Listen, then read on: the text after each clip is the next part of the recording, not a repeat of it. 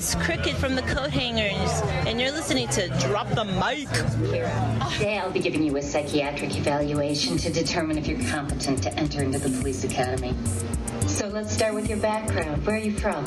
Born and raised right here, actually. Oh, local boy, okay. And Ronnie, do you have any history of depression or psychosis or anything like that? Yeah, but nothing really worth mentioning.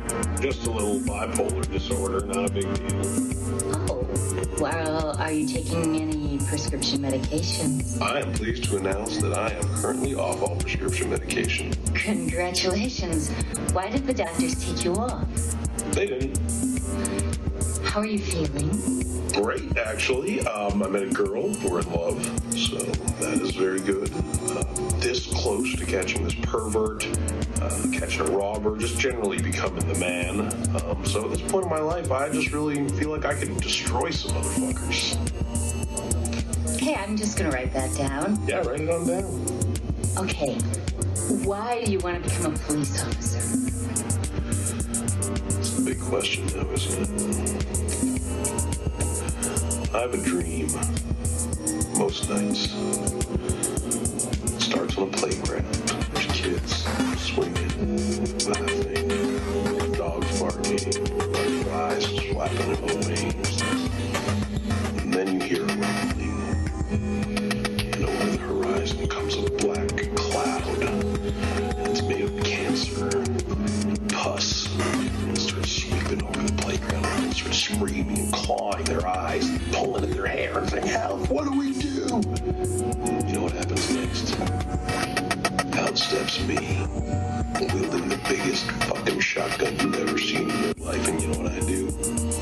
I blow every fucking thing away. And I am getting God's work done. When it's all over and the dust is settled, the whole world gathers below me.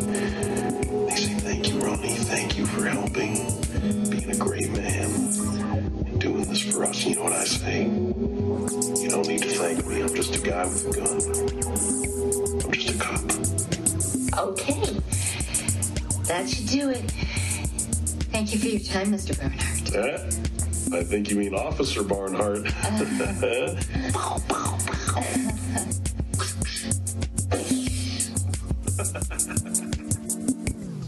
Welcome back to Drop the Mic, a San Diego podcast. I'm your faithful host, The Swan, and sitting in for James tonight is the rad Miss Emma Duenas. Welcome. Hi. I don't know about rad. Hey, what's up? This is episode 89, Catching the Pervert. And so tonight we're going to be talking about Jody Hill's dark comedy starring Seth Rogen, Michael Pena, Anna Faris, and Ray Liotta. But before we get into that crazy film, let's do a little pop news. And now for a special news report. Brought to you by Drop the Mic. All right, so I'll let you go first, Em. Okay. News. Really just a little bit of sad news with the passing of creator of SpongeBob SquarePants, Steven Hillenburg, passed away earlier this week.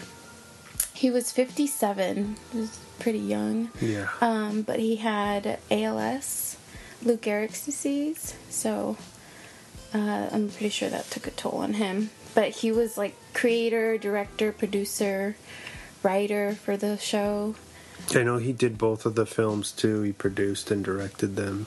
So he was a permanent fixture throughout the that show's run. Yeah, I remember being 15 and loving SpongeBob. It was a really great show. It is. It's still, yeah, still. Yeah, I read that it's the 5th longest running American animated series. Wow. And I didn't know that he was, before he did SpongeBob, he was part of that other show, Rocko's Modern Life. Mm-hmm. Yeah, he was like a writer or something on that show too. Very nice. Well, R.I.P. I know. Very, very sad. Next, moving on. All I have, really, Candy Cane remake. This is gonna happen. Candy Candyman. Candy Cane. Any words on casting at all yet? I don't know about casting. All I heard was Jordan Peele's Monkey Paw Productions are taking over that, directed by Nia DaCosta, and release date June 12th of 2020.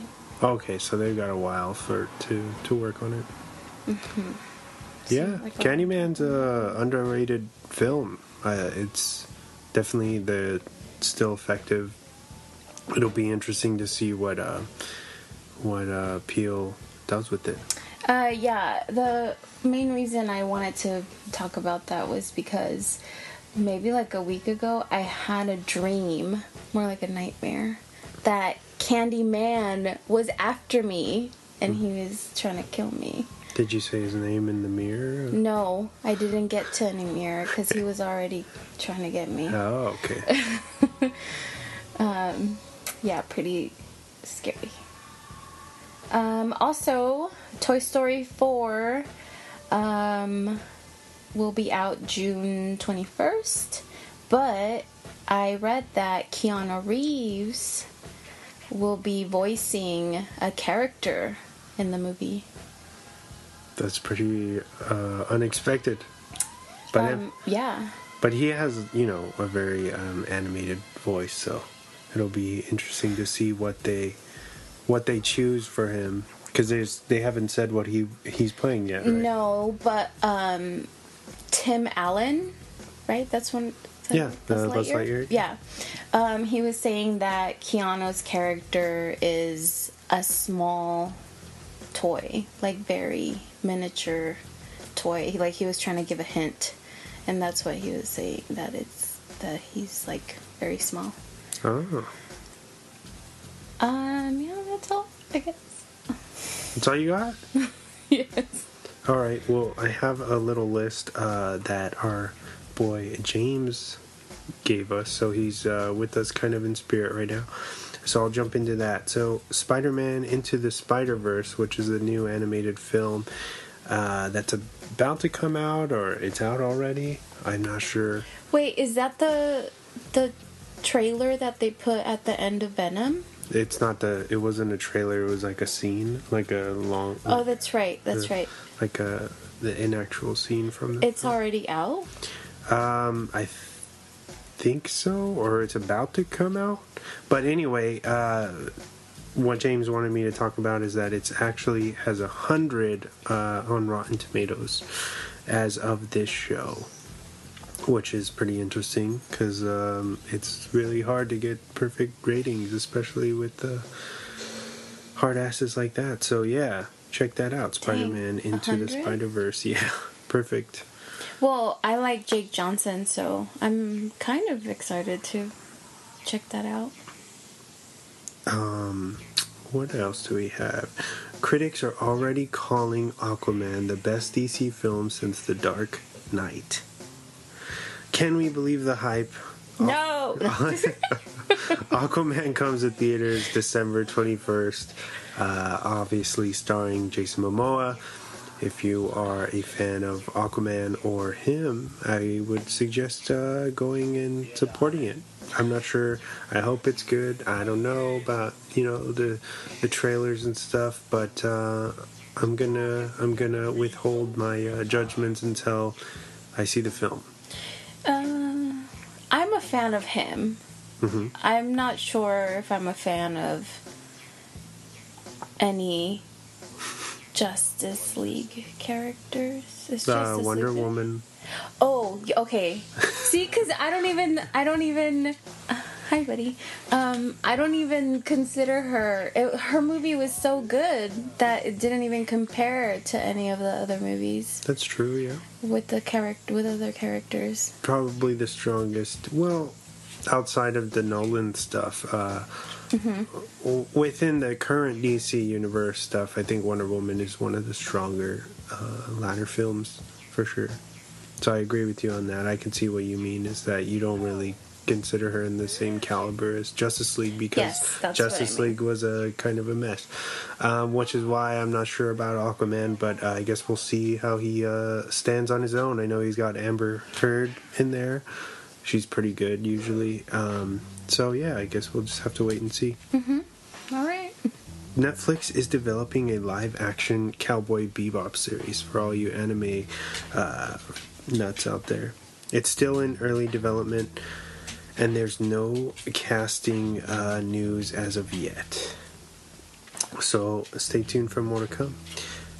Disney's Lion King trailer actually dropped over Thanksgiving break, which is, I was just thinking about all this Aladdin kind of exposure, and they hadn't really told us anything about Lion King, so I was excited about that. I'm a big fan of that animated film, and I think it'll be interesting to see how they bring it to life. The trailer makes it look really good.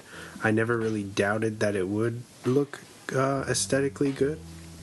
I really liked Jungle Book too.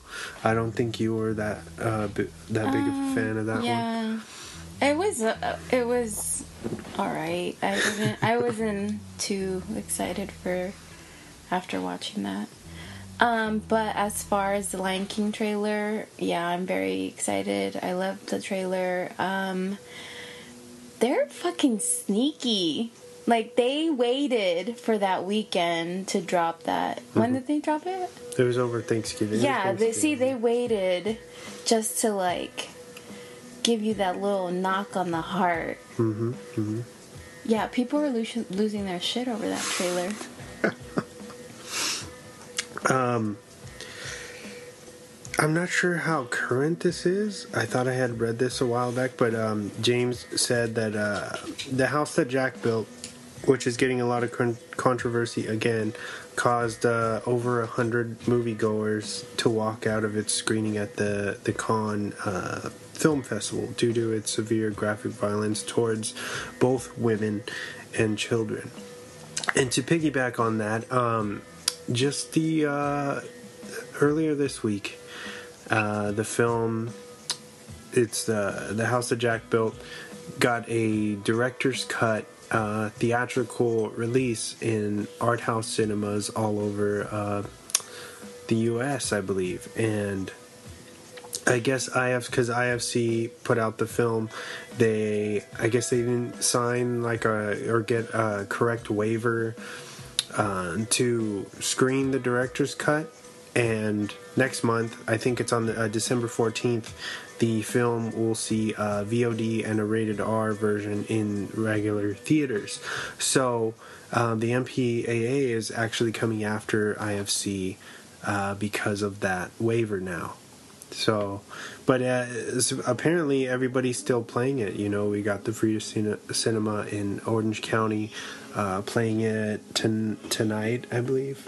Because you guys will probably be listening to this on Friday. So I thought that was really interesting. All right, to wrap up James's news piece, some heartbreaking news that we just found out earlier, or right now really, because we were doing this episode Thursday night. Daredevil was just canceled. What? No way. Yeah. I was gonna talk about that in the Rex. Yeah. Why? Yeah, they just I'm mad, guys. I'm really mad because I spent my whole Thanksgiving weekend watching season 3, right? binge watching the last season because I watched the first episode when it first dropped, and I kept falling asleep, so I just put it aside until I had time. So then I finally started watching it this past weekend, and I couldn't stop. I thought it was really good. I couldn't stop. I had to okay, the next episode, one more, until I finished it. And I mean, the ending, I thought, it wasn't the the best, but the season makes up for it. Like, it was so good. And then they had at the end, I know you haven't seen it, but